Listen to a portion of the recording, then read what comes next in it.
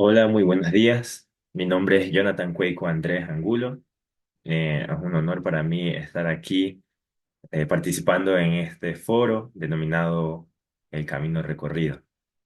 Agradezco mucho a la Mesa de Educación Afroecuatoriana del Cantón de Esmeraldas por haberme invitado a formar parte de este conversatorio, de este foro. Saludo al magíster Elber Bolívar y al magíster Wagner Mina, que son los otros ponentes. Me hubiera encantado estar allí con ustedes de forma presencial, compartiendo y dialogando y reflexionando junto a ustedes, conociéndolos también. También saludo a Gaby Arroyo, la coordinadora de la mesa. Y claro, también agradezco mucho a la Casa de la Cultura Núcleo Esmeraldas por brindarnos este espacio. Bueno, antes de comenzar, les comento un poco acerca de mí. Yo soy un joven panafricanista, vengo de la ciudad de Esmeraldas. Crecí al lado del Folke Anderson, criado en la casa de mi abuela, justo al lado del Folke Anderson. En la actualidad me dedico a estudiar una carrera de Derecho con enfoque de pluralismo jurídico en la Universidad Intercultural de las Nacionalidades y los Pueblos Indígenas, Amauta Iguazí, y me desempeño como educador de inglés. Bueno, sin más preámbulos, voy a comenzar. Em, Les quiero presentar este viaje hacia las profundidades de nuestra memoria. Claro, primero pido permiso a mis ancestros y ancestras para compartirles este conocimiento que he recopilado, ya que es a través de mí que mis ancestros y ancestras van a hablar. Tengo que primero también mencionar a mi ancestra más inmediata, mi abuela Sonia Esmeralda Angulo, ya que ella fue quien siempre despertó esa curiosidad en mí por aprender, por resolver mis dudas. Y como ella fue una educadora durante toda su vida, ella me heredó esa pasión que tengo por compartir lo poquito que sé. Entonces, asimismo como ella despertó estas dudas en mí, estas curiosidades, ¿no? Por aprender, por saber más y entender qué es lo que me rodea y cuál es nuestra historia. Así espero yo también que con lo que les voy a presentar, ustedes también puedan despertar ciertas dudas y tengan esa actitud de encontrar esas respuestas. Entonces, yo les quiero hablar acerca de las historias que no nos cuentan, ¿no? De cuáles son las piezas que faltan en nuestra historia. Yo hoy día no les voy a hablar acerca del proceso que llevó a que en 1977, de hecho, un 2 de octubre de 1977, se reconociera a Alonso Illescas como héroe nacional del Ecuador. Tampoco les voy a contar de por qué no se habla de la participación de Federico Lastra, de Julio Mena Vélez o Hermógenes Cortés en la mal llamada Guerra de Concha, tal como lo dice nuestro maestro Juan Montaño. Tampoco les voy a hablar acerca de por qué, en lugar de prohibirse los actos de esclavización, el presidente José María Urbina firmó en 1851 una manumisión de las personas esclavizadas en el territorio ecuatoriano. Y tampoco les voy a hablar del trágico retrato del fin de la República de los Ambos en la pintura Los Tres Mulatos de Esmeraldas de 1599. Yo quiero ir a esa historia que empieza antes de la historia que nos cuentan, que es según nuestra historia. Quiero contarles de África y de su nombre original.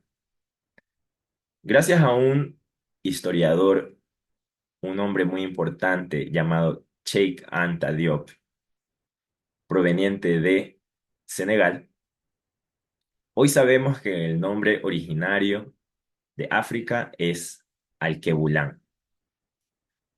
Alkebulan fue un término usado por varios pueblos como los moros, los etíopes, los nubios también, entre otros. Y esta palabra significa la madre de la humanidad. Así como también sabemos que América, ¿no? El nombre originario de América es Abyayala, que significa tierra en florecimiento. Entonces, Cheikh Anta Diop no fue solo un escritor, un historiador, antropólogo, lingüista y político senegalés, sino que también fue un físico nuclear. En 1966, él inauguró el primer laboratorio de datación de radiocarbono del continente africano. Esto sucedió en la Universidad de Dakar, en Senegal. Gracias a estas tecnologías, Anta Diop pudo demostrar que las contribuciones de África al desarrollo de las civilizaciones humanas habían sido completamente ignoradas por los grandes historiadores del mundo, es decir, Occidente, quienes son los que escriben la historia universal, la historia oficial de la historia humana, ¿no? Diop pudo resolver que las civilizaciones africanas como Egipto eran mucho más avanzadas de lo que se había escrito en la historia oficial. Anta Diop argumentó en primer lugar que Egipto no se puede separar de África y esto contrasta enormemente con lo que habían hecho hasta ese momento los historiadores europeos, quienes escribieron, ¿no?, la historia universal oficial. Ellos siempre separaban a Egipto de África. No, Anta Diop demostró que los logros de arquitectura, los logros en matemáticas, los logros en diversas ciencias del antiguo Egipto, que se conocía en ese entonces como Kemet, el antiguo Egipto era conocido como Kemet, y las poblaciones de Kemet estaban asentadas en las orillas del río Nilo. Entonces, Anta Diop demostró que estos logros no eran resultado de la influencia europea, ni la influencia asiática, sino que eran el resultado de la innovación y el conocimiento africano originario. A través del estudio de la huella de carbono y las tecnologías de laboratorio que él abrió en la Universidad de Dakar, Anta Diop pudo demostrar también que las personas que poblaron estas civilizaciones alrededor del río Nilo eran personas de piel oscura, con características fenotípicas del África negra. Las personas que construyeron las pirámides fueron personas negras, personas africanas negras. En diciembre del 2016, yo tuve la oportunidad de viajar a Egipto y tuve la oportunidad de conocer esta parte del continente africano. Cuando estuve allá, me encontré con que las estatuas y las figuras, las ilustraciones de las personas que se encontraban ya sea en murales o en distintas partes de los numerosos templos de Egipto tenían las narices destruidas, como podemos ver en estas imágenes. No, los guías locales me explicaron que cuando los romanos invadieron Egipto, no querían que quedara evidencia de que las personas que habían formado estas civilizaciones tan avanzadas eran personas negras. Por lo tanto, intentaron borrar los rasgos de una nariz ñata, por ejemplo. Ahí fue cuando se empezó a separar Egipto del resto de África. Y esto fue lo que empezó a hacer que los escritores de la historia universal blanquearan Egipto y empezaron a separar a Egipto del resto de África, ¿no? Los historiadores occidentales lograron tergiversar de dónde vinieron todas estas contribuciones. Se empezó a contar que quienes construyeron las pirámides aprendieron esos conocimientos de Grecia, pero realmente fue al revés. Filósofos griegos como Platón e Hipócrates estudiaron varios años en Egipto, de hecho. Las pirámides, ¿no?, fueron construidas siguiendo el teorema de Pitágoras, y sin embargo las pirámides fueron construidas más de 1000 años antes del nacimiento de Pitágoras. Entonces, gracias a Anta Diop, esto fue demostrado, y también él pudo ilustrar cómo los pueblos de Kemet del antiguo Egipto se fueron trasladando a otras partes del continente africano. Y una de estos sectores donde las poblaciones que estaban asentadas alrededor del río Nilo se trasladaron hacia, por ejemplo, la parte occidental de África, ¿no? Que es justamente la zona de donde proviene Cheikh Anta Diop, que es Senegal, que está aquí.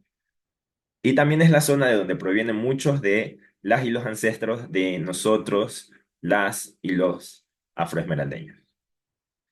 Entonces, en este lado occidental del continente se desarrolló una poderosa civilización conocida como el Imperio de Mali. Esta civilización era gobernada por emperadores cuyo título se denominaba Mansa. El 10º Mansa del Imperio de Mali fue el Mansa Musa. Se ha podido determinar que el Mansa Musa es el hombre más rico en la historia de la humanidad. Miles de años antes del surgimiento del Imperio de Mali, las poblaciones del lado de Kemet, ¿no? Que estaban asentadas por acá, en el río Nilo, como ya lo mencioné, se fueron trasladando a varias partes de África y algunas de ellas llegaron hasta acá, hasta el occidente del continente africano. Cuando el Mansa Musa gobernaba el Imperio de Mali, él decidió emprender un viaje similar, pero de regreso a Egipto y más allá. Entonces fue caminando junto a muchos seguidores hasta el Cairo, la capital de Egipto. Y en el camino iba regalando oro y por eso también se volvió tan famoso. La leyenda de que él era un hombre extremadamente rico surgió porque a su paso iba regalando oro y llegó hasta el Cairo. Y luego de eso, luego de su paso por Egipto, peregrinó hasta la Meca, que queda más acá en el Medio Oriente. Y la Meca es uno de los sitios más sagrados para las personas que siguen la religión del Islam. El Imperio de Mali, sin embargo, fue fundado en 1235 por el Mansa Sundiata Keita, ¿no? El primer Mansa del Imperio de Mali. Aquí podemos ver en este mapa que nos muestra la parte occidental del continente africano, todo lo que era el Imperio de Mali. Esto el día de hoy, acá esta punta de aquí que vemos, ahí es donde queda Dakar, la capital de Senegal, de donde es Cheikh Anta Diop. Y en estas partes de aquí, hoy en día son las naciones de Mali, por acá queda Burkina Faso y más acá queda Níger. Y estas líneas segmentadas nos muestran las rutas comerciales de la época. Estas partes de amarillo son las reservas de oro, donde se encontraban las minas de oro. Entonces, por eso podemos ver que el Imperio de Mali contaba con grandes recursos naturales y por eso para cuando el Mansa Musa, que fue el 10º Mansa del Imperio de Mali, ya había acumulado una gran fortuna y por eso llegó a ser el hombre más rico de la historia de la humanidad. Pero ahora, volviendo al inicio del Imperio de Mali, el Mansa Sundiata Keita, cuando él fundó el Imperio de Mali, a, empezó a elaborar lo que es la constitución del Imperio de Mali, que se conoce como la Carta del Mandén, que fue finalmente proclamada en 1236. Este conjunto de principios es considerado como una de las primeras declaraciones de los derechos humanos, si no fue la primera, ¿no? En sus inicios, la Carta del Mandén era transmitida de manera oral por unas personas denominadas griots, quienes existen hasta el día de hoy.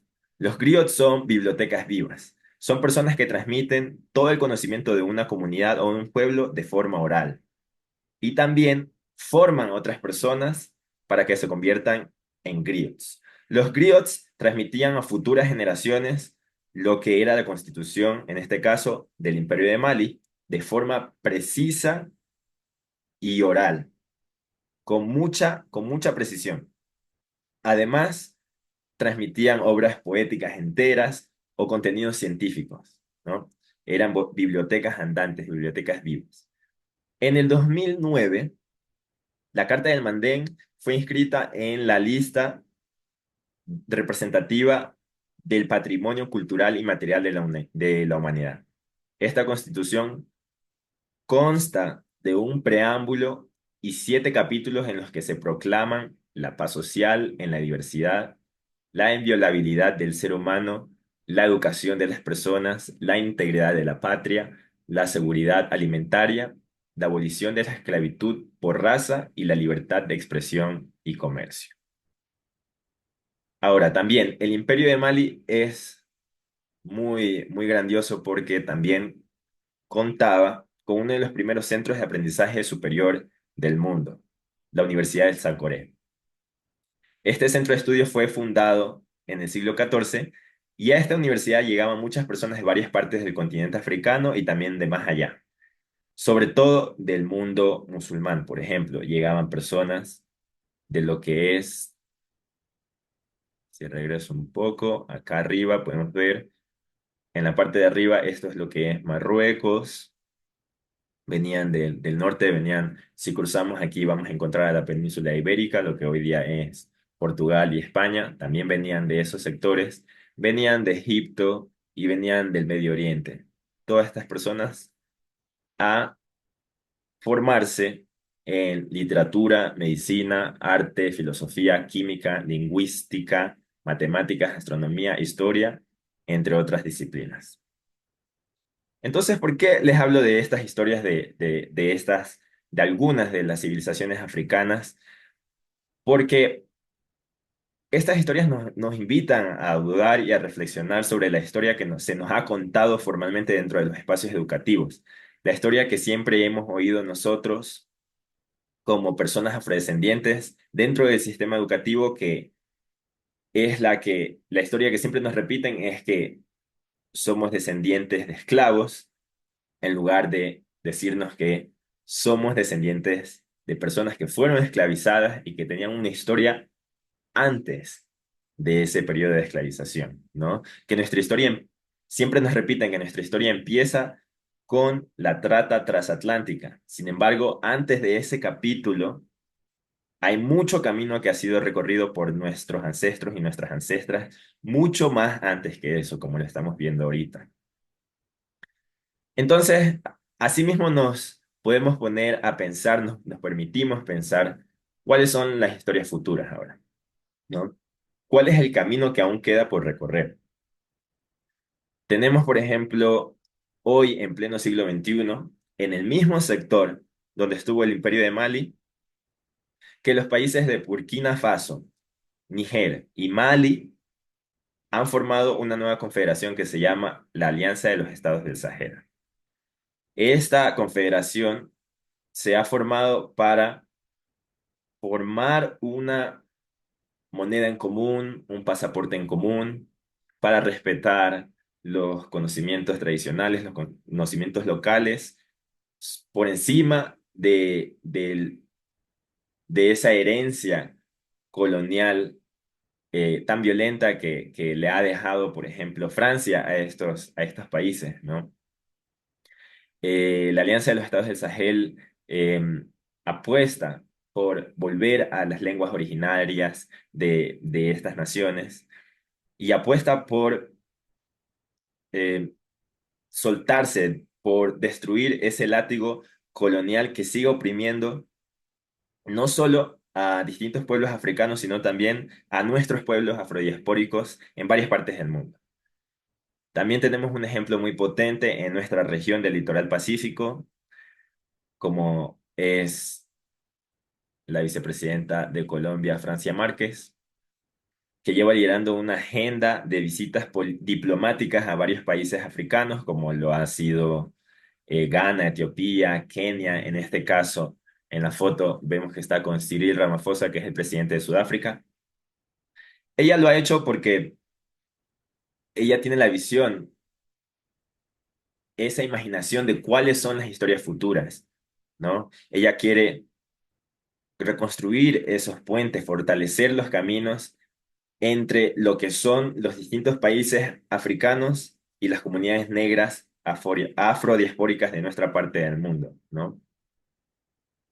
Entonces, tenemos también al escritor de Camerún, Gilbert Ndishang, que reflexiona mucho acerca de cómo en los años 1500, en los años 1600, en los años 1700, estas dos partes del mundo, Alkebulan y Abya estaban sumamente interconectadas.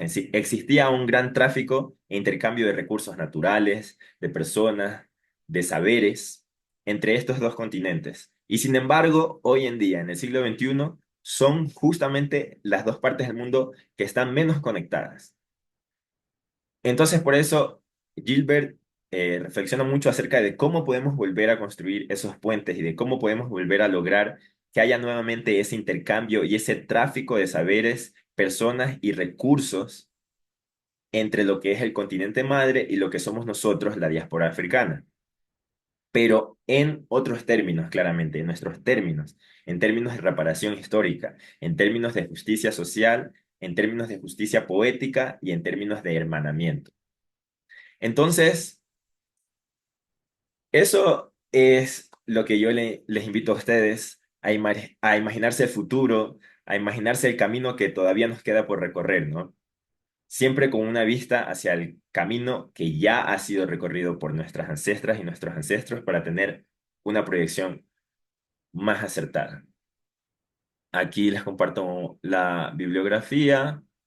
Si alguien quiere, por ejemplo, acceder a los libros de Cheikh Anta Diop, les pueden compartir, Gaby les puede compartir mi contacto para que yo les comparta un poco de la bibliografía que tengo, no solo de Diop, sino también de otros autores, tanto esmeraldeños como afro-latinoamericanos y africanos. Y eso sería todo. Muchas gracias por escucharme. Aquí les comparto también un símbolo adinkra que son los símbolos de la parte de Ghana. Este símbolo se llama Sankofa y justamente representa el virar, que viremos hacia los viejos, que viremos hacia ese camino recorrido por nuestros ancestros y ancestras para poder proyectarnos hacia el futuro de una mejor forma. Muchas gracias.